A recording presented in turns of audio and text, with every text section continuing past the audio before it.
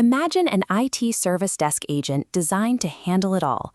A single interface where employees can pull up their active tickets, query the company's knowledge base, and receive instant status updates broadcast directly to their screens. But without a clear plan, makers often end up slapping together whatever connections they can find. They mix random API calls with folders of unstructured data, hoping the system will figure out how to process the request. That lack of structure has a measurable cost. The agent stalls out trying to parse massive result sets, and users are suddenly hit with mismatched authentication prompts that they can't resolve. Instead of enhancing your current infrastructure, this disorganized approach creates a shadow system that duplicates existing capabilities while adding a new layer of maintenance. Without a structured integration matrix, these individual technical failures, from performance lag to credential conflicts, become structural barriers that stop a rollout from providing actual value.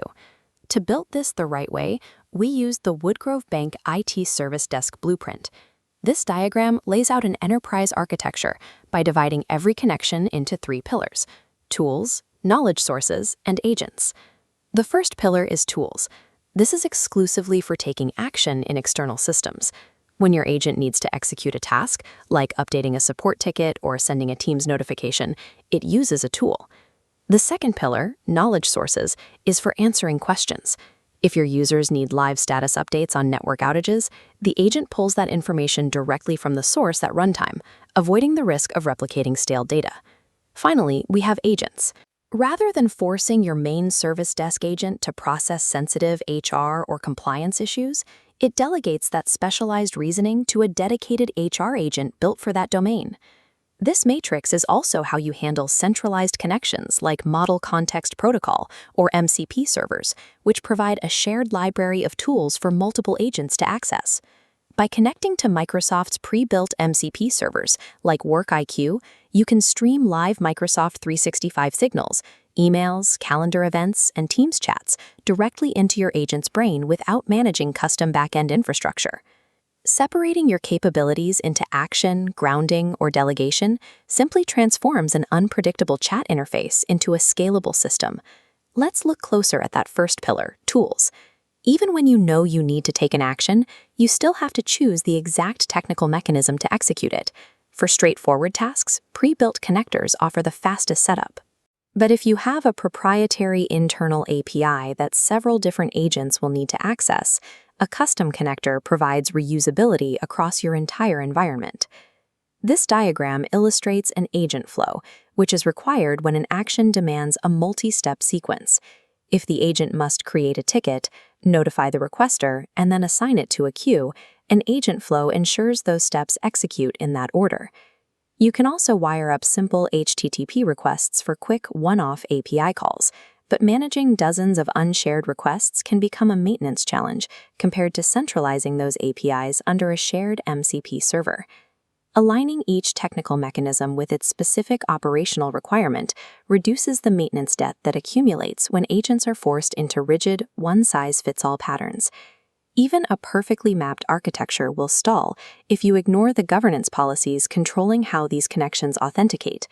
Let's look at this breakdown. By default, connectors use user-provided credentials, meaning each employee logs in with their own account.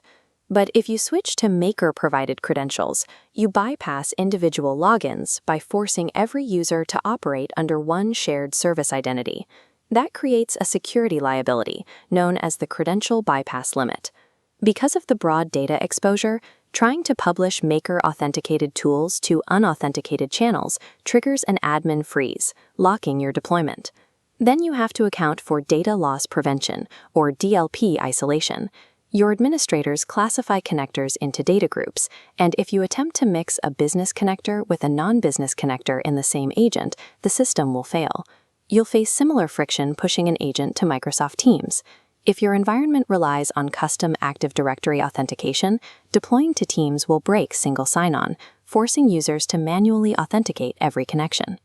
Resolving these authentication limits and DLP constraints during the design phase is what separates a prototype from a live production asset.